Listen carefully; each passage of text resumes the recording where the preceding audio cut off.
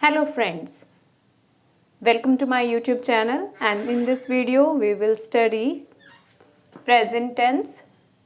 Present tense जैसा कि आपको पता है is divided into 4 parts: present indefinite tense, present continuous tense, present perfect and present perfect continuous tense. तो सबसे पहले हम पढ़ने वाले हैं present indefinite tense. Present indefinite tense में हम वर्ब की फर्स्ट फॉर्म यूज करते हैं. We use first form of the verb plus S और E S according to the subject. तो हमारे जो सेंटेंसेस हैं, हम 3 टाइप के सेंटेंसेस यहाँ पढ़ते हैं: simple sentence, negative sentence and interrogative sentences. ठीक है, तो सिंपल सेंटेंस में प्रेजेंट इंडेफिनेट टेंस की सेंटेंस फॉर्मेशन क्या होती है? सबसे पहले हमारे पास सब्जेक्ट आता है, फिर वर्ब कौन सी यूज कर रहे हैं हम? फर्स्ट फॉर्म प्लस एस और ई एस. वर्ब की फर्स्ट फॉर्म प्लस एस और ई एस हम यूज कर रहे हैं, और फिर object. For example, Ram Yeats mango. ठीक है, he plays kho kho.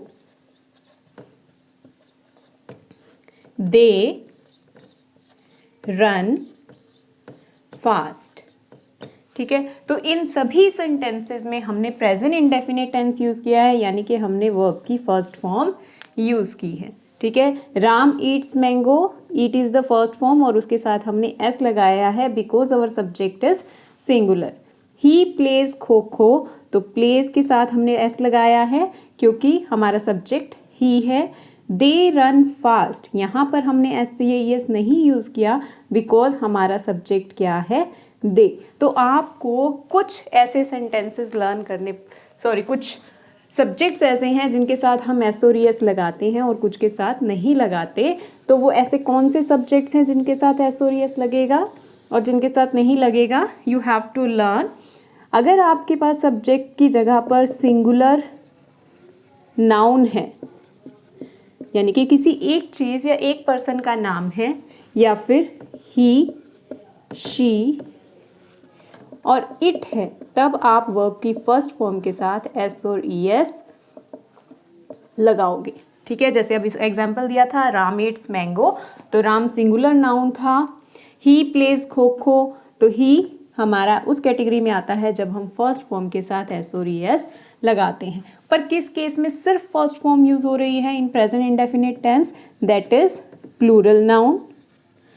Plural का मतलब क्या होता है? प्लूरल मीन्स बहुवचन, एक से ज़्यादा. जब हम एक से ज़्यादा पर्सन्स या एक से ज़्यादा चीज़ों की बात करेंगे तब हम सिर्फ फर्स्ट फॉर्म लगाएंगे इन प्रेजेंट इंडेफिनिट टेंस. उसके बाद आई, यू, वी और दे, जब ये भी सब्जेक्ट की जगह पर यूज़ हो रहे हैं तब हम वर्ब की फर्स्ट फॉर्म लगाते हैं.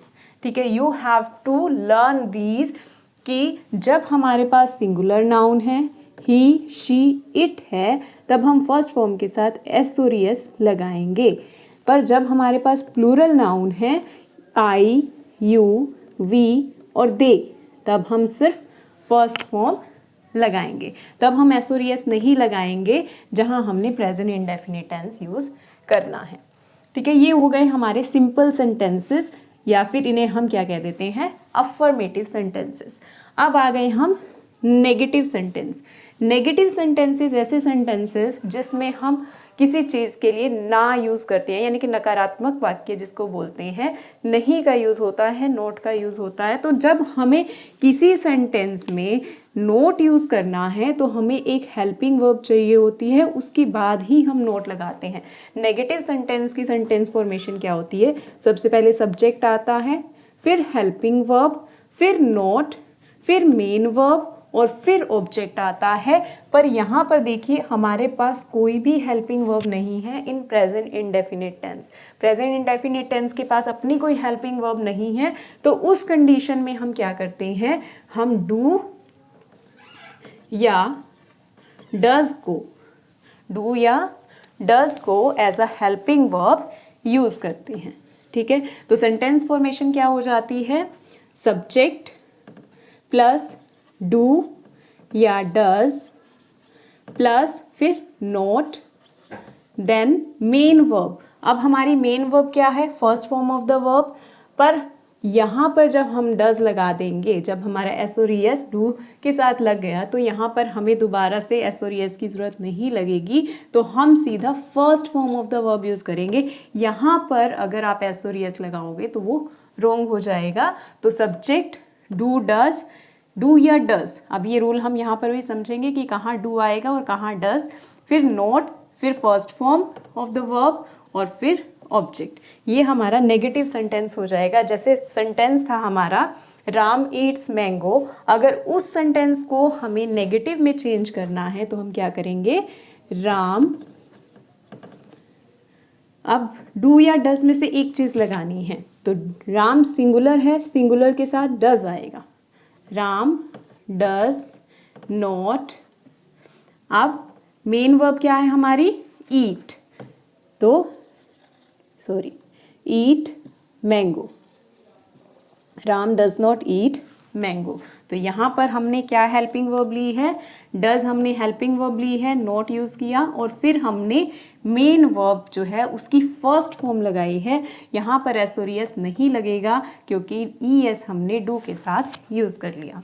अब किस जगह पर हमें डू यूज़ करना है और कहाँ पर हमें डज यूज़ करना है, वो भी हमारे सब्जेक्ट के ऊपर डिपेंड करता है कि हमारा सब्जेक्ट क्या है। अगर हमारा सब्जेक्ट सिंगुलर नाउन है, ही, शी, इट, ये हमारे सब्जेक्ट हैं, तब हम डज यूज़ करते हैं, ठीक है। और जब हमारा subject plural noun I, you, we और दे है, तब हम डू को as a helping verb use करते हैं।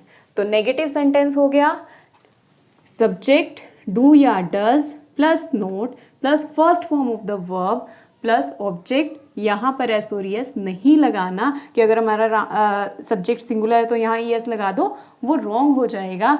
हमें यहाँ पर फर्स्ट फॉर्म लगानी है क्योंकि हमारा डू या डज यहाँ पर हेल्पिंग वर्ब में हमने सब्जेक्ट के अकॉर्डिंग हेल्पिंग वर्ब में हम चेंजेस करेंगे यहाँ पर, ठीक है। अब आ गए हमारे next type of sentences, they are interrogative sentences. Interrogative sentences कैसे सेंटेंसेस होते हैं? जिसमें हम किसी से कोई क्वेश्चन पूछ रहे हैं, व्हेन वी आस्क समथिंग, ठीक है। जब भी हम किसी से कुछ पूछ रहे हैं, क्वेश्चन कर रहे हैं, तो हम इंटेरोगेटिव सेंटेंसेस यूज़ करते हैं। और इंटेरोगेटिव सेंटेंस हमेशा हेल्पिंग वर्ब से स्टार्ट होते हैं, ठीक है। इंटेरोगेटिव सेंटेंसेस चाहे वो डब्ल्यू फैमिली वाले हों या सिंपल हेल्पिंग वर्ब से स्टार्ट हो, हेल्पिंग वर्ब हमेशा सब्जेक्ट से पहले आएगी। तो सेंटेंस फॉर्मेशन क्या होती है इंटेरोगेटिव सेंटेंसेस की? सबसे पहले हमारे पास आती है हेल्पिंग वर्ब, फिर सब्जेक्ट, फिर मेन वर्ब, फिर ऑब्जेक्ट, और लास्ट में हम फुल स्टॉप की जगह क्या लगाते हैं? क्वेश्चन मार्क, ठीक है। तो interrogative sentence of present indefinite tense में क्या होगा? हेल्पिंग वर्ब क्या है हमारे पास? डू या डज। हमारे पास हेल्पिंग वर्ब क्या है अब? डू या डज, क्योंकि इंडेफिनिट टेंस में हमारे पास हेल्पिंग वर्ब नहीं होती, तो हम हेल्पिंग वर्ब डू या डज लेते हैं, प्लस सब्जेक्ट, हमारा सब्जेक्ट जो भी होगा। फिर उसके बाद मेन वर्ब। मेन वर्ब क्या है हमारी? First form of the verb. तो first form of the verb लगेगी विदाउट एस और एस। यहाँ पर एस और एस नहीं लगेगा, जो नेगेटिव सेंटेंस में था, जैसे कि अगर हमने डू डज लगा दिया तो यहाँ पर सिर्फ फर्स्ट फॉर्म आएगी, first form of the verb, then object और फिर क्वेश्चन मार्क, ठीक है। सेम सेंटेंस लेते हैं, राम ईट्स मैंगो। उसको अगर हमने इंटेरोगेटिव में चेंज करना है तो हम कैसे करेंगे? सबसे पहले राम सिंगुलर है तो हमें कौन सी हेल्पिंग वर्ब लेनी है? डज। डज राम, अब ईट्स था, राम ईट्स मैंगो, पर हमने यहाँ पर ईट्स नहीं लगाना, हमने क्या लगाना है? Only first form of the verb, does Ram eat mango, ठीक है, और लास्ट में क्वेश्चन मार्क। तो ये हो गया इंटेरोगेटिव सेंटेंसेस, तीनों तरह के हो गए। Subject, first form of the verb plus S और एस, देन ऑब्जेक्ट, ये सिंपल सेंटेंस फॉर्मेशन है। नेगेटिव में सब्जेक्ट डू या does, then not, then first form of the main verb और फिर ऑब्जेक्ट, ये नेगेटिव सेंटेंस हो गया। Helping verb, subject, main verb object चाहिए, तो हेल्पिंग वर्ब हम क्या ले रहे हैं, do does plus subject plus first form of the verb then object, और फिर लास्ट में हम क्वेश्चन मार्क लगा रहे हैं। जैसे Ram Yeats mango, simple sentence, उसी को नेगेटिव में चेंज किया, Ram does not eat mango, और उसी को जब इंटेरोगेटिव में चेंज किया तो हमने क्या कर दिया, डज राम ईट मैंगो। अब इतना पता चल गया कि हमारी सेंटेंस फॉर्मेशन क्या है इन प्रेजेंट इंडेफिनिट टेंस, पर किन सेंटेंसेस में, किन कंडीशंस में हमें ये टेंस यूज करना है, उसके कुछ रूल्स हैं and we will start with that now. तो सबसे पहले जब हम किसी हिंदी के सेंटेंस के एंड में ता है, ते है और ती है देखते हैं, हिंदी की सेंटेंसेस में पहचान क्या देखते हैं कि उस सेंटेंस के एंड में ता है, ते है या ती है आएगा, तब हम क्या यूज करते हैं, प्रेजेंट इंडेफिनिट टेंस। ठीक है, राम खेलता है, राम खेलता है, तो यहां पर क्या है, ता है, तो इसका ट्रांसलेशन क्या होगी, राम प्लेज। ठीक है, वह स्कूल जाता है, he goes to school, he goes to school. सूर्य पूर्व से उदय होता है, ठीक है, sun rises in the east and sets in the west. ठीक है, तो जिन सेंटेंसेस में हिंदी में क्या पहचान है, जहां पर ता है, ते है या ती है आता है, वहां पर हम प्रेजेंट इंडेफिनिट टेंस यूज करते हैं। अब हम चलते हैं रूल्स की तरफ कि कौन से ऐसे सेंटेंसेस हैं जहां पर हम इंडेफिनिट टेंस यूज करते हैं, प्रेजेंट इंडेफिनिट टेंस। सबसे पहली चीज, उसका रिलेशन प्रेजेंट से ही होना चाहिए। अगर हम किसी पर्सन की प्रेजेंट की हैबिट की बात कर रहे हैं तब हम सिंपल प्रेजेंट या प्रेजेंट इंडेफिनिट टेंस यूज करते हैं। हैबिचुअल एक्शन और रिपीटेड एक्शन, हैबिचुअल एक्शन या रिपीटेड, एक पर्सन जो बार बार जो काम करता है, रिपीटेडली कोई काम कर रहा है या उसकी कोई आदत है, तब हम प्रेजेंट इंडेफिनिट टेंस यूज करते हैं। जैसे ही गेट्स अप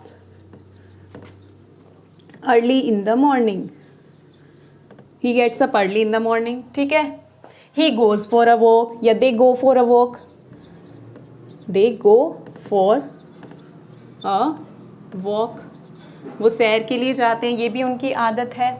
ठीक है, he smokes, ये रिपीटेड एक्शन है ना, आदत नहीं है, रिपीटेड एक्शन है, बार बार करता है, he smokes। ठीक है, तो इस तरह से जो रिपीटेड एक्शन किसी की आदत बन जाते हैं, वहाँ पर हम क्या यूज़ करते हैं, first form of the verb. हम क्या यूज़ कर रहे हैं, first form of the verb, s और ईएस तो according to the subject use होता है। सेकेंड आ गया आपका यूनिवर्सल ट्रुथ। यूनिवर्सल ट्रुथ क्या है, ऐसा सच जो यूनिवर्सली ट्रू है, जिसको साइंटिस्ट ने प्रूव कर दिया कि हाँ इसमें हम कुछ नहीं बदलाव कर सकते। अब अगर अर्थ सन के चारों ओर घूम रही है तो वो एक यूनिवर्सल ट्रुथ है, उसमें कोई चेंजेस नहीं कर सकते कि सन अर्थ के चारों ओर नहीं घूम सकता। ठीक है, तो हम क्या कह सकते हैं, the earth revolves around the sun. ठीक है, the earth revolves around the sun. और अगर नेगेटिव बनाना है क्या करेंगे, वो भी यूनिवर्सल ट्रुथ बताना है हमने, तो क्या हो सकता है, the sun does not revolve around earth.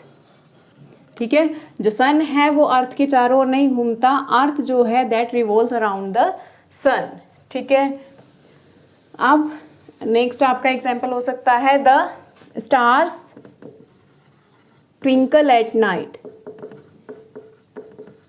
At night, रात के टाइम क्या होता है, स्टार्स चमकते हैं, दे ट्विंकल। क्या प्लैनेट्स चमकते हैं, तो द प्लैनेट्स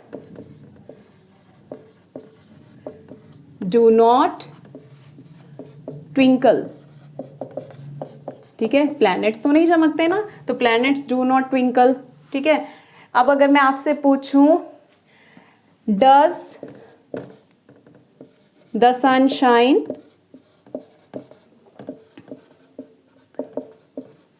इंटेरोगेटिव सेंटेंस है तो मैंने क्या यूज़ किया, डज, सिंगुलर नाउन था और फिर मैंने यहाँ पर first form of the verb use की। ठीक है, तो ये हो गए आपके यूनिवर्सल ट्रुथ, ठीक है, जिसमें हम कोई चेंज नहीं कर सकते। इसके अलावा बहुत से एग्जाम्पल हो सकते हैं। Water freezes at 0 degree Celsius, water boils at 100 degree Celsius. ठीक है, नेक्स्ट आ गया आपका रिचुअल्स एंड कस्टम्स। अब कुछ रीति रिवाज ऐसे हैं जिन्हें हम बताने के लिए वर्ब की फर्स्ट फॉर्म यूज़ करते हैं, यानी कि प्रेजेंट इंडेफिनिट टेंस यूज़ करते हैं। तो रिचुअल का एग्जाम्पल क्या हो सकता है, कौन से रिचुअल्स, जैसे विमेन कीप फास्ट ऑन करवा चौथ।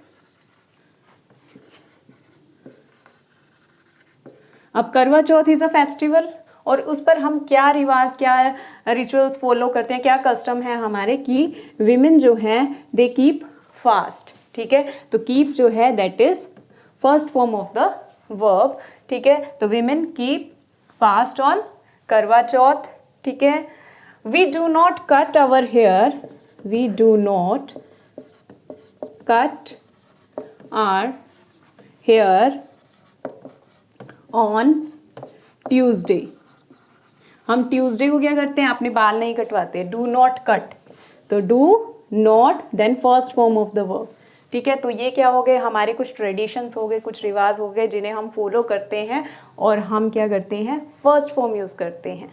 ठीक है, नेक्स्ट आ गया आपका story narration. Story narration in a vivid way, जब हम कोई स्टोरी नरेट कर रहे हैं, किसी के सामने स्टोरी नरेट करना और स्टोरी लिखना दोनों अलग अलग चीज़ें हैं। जब नरेशन की बात होती है तो हम ऐसे सुनाते हैं जैसे कि वो हमारे सामने सचमुच हो रहा है, इन a vivid way, in a lively way.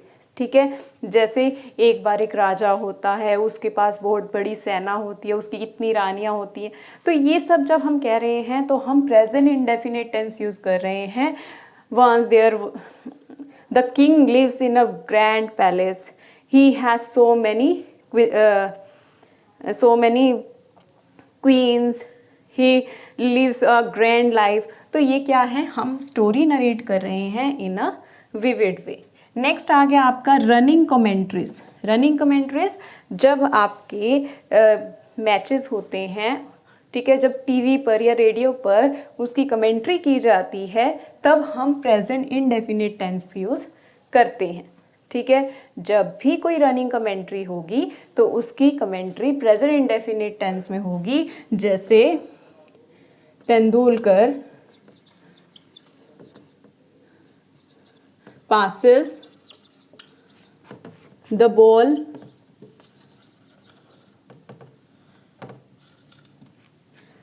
he hits the ball। ठीक है, तो इस तरह से जब भी रनिंग कमेंट्रीज की बात होगी तब भी हम प्रेजेंट इंडेफिनिट टेंस को यूज़ करते हैं। नेक्स्ट आ गया न्यूज़पेपर हेडलाइंस। आप किसी भी इंग्लिश न्यूज़पेपर को उठाकर देख लीजिए, वहाँ पर जो भी आपको हेडलाइंस मिलेंगी they will be in present indefinite tense. Next giving directions and instruction. जब हम किसी को इंस्ट्रक्शन दे रहे हैं, कुछ करने को कह रहे हैं, जैसे मैंने आपको कहा ओपन योर बुक, तो मैंने आपको क्या दिया, इंस्ट्रक्शन दी, ओपन योर बुक, अपनी बुक खोलो। ठीक है, या मैंने कहा take left turn, take left turn. ठीक है, मूव फास्ट, यानी कि ये सब, इन सभी सेंटेंसेस में इंस्ट्रक्शन या कमांड दे रही हूँ और मैं क्या यूज़ कर रही हूँ, first form of the verb. ठीक है, ये इन सेंटेंसेस में मैंने फर्स्ट फॉर्म यूज़ की, यानी कि प्रेजेंट इंडेफिनिट टेंस में हम किसी को इंस्ट्रक्शंस या कमांड्स देते हैं।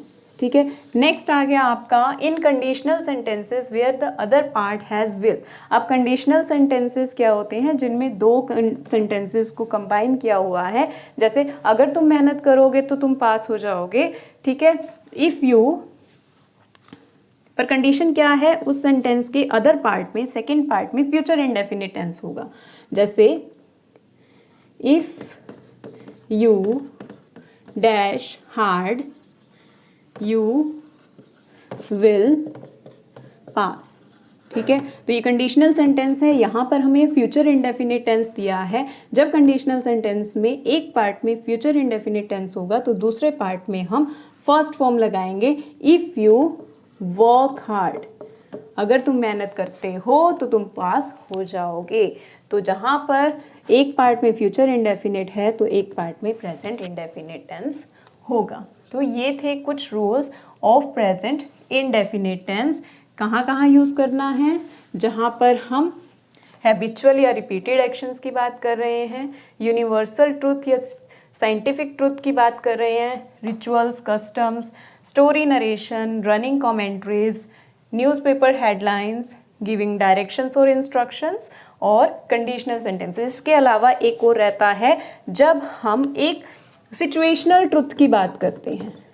सिचुएशनल ट्रुथ, सिचुएशनल ट्रुथ क्या होता है कि वो चीज़ सच है पर अभी सच है, इन नियर फ्यूचर वो मे और मे नॉट बी ट्रू, कि वो हो भी सकता है और नहीं भी हो सकता। जैसे आई टीच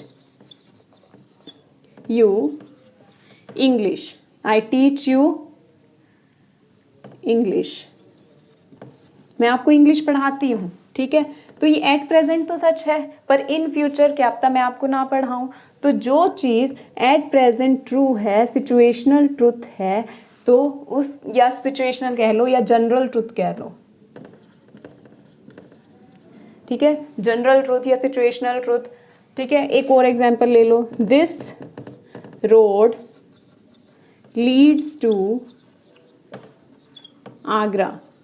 ये सड़क कहाँ तक जाती है? आगरा तक जाती है। तो हमने क्या यूज़ किया? लीड्स, क्योंकि यहाँ पर सिचुएशनल ट्रूथ है कि ये सड़क कहाँ जा रही है? आगरा जा रही है। इसमें चेंज तो नहीं हो सकता एट प्रेजेंट, पर इन फ्यूचर में तो हम कुछ कह नहीं सकते। तो ये थे कुछ rules about present indefinite tense. Next tense we will do in our next video.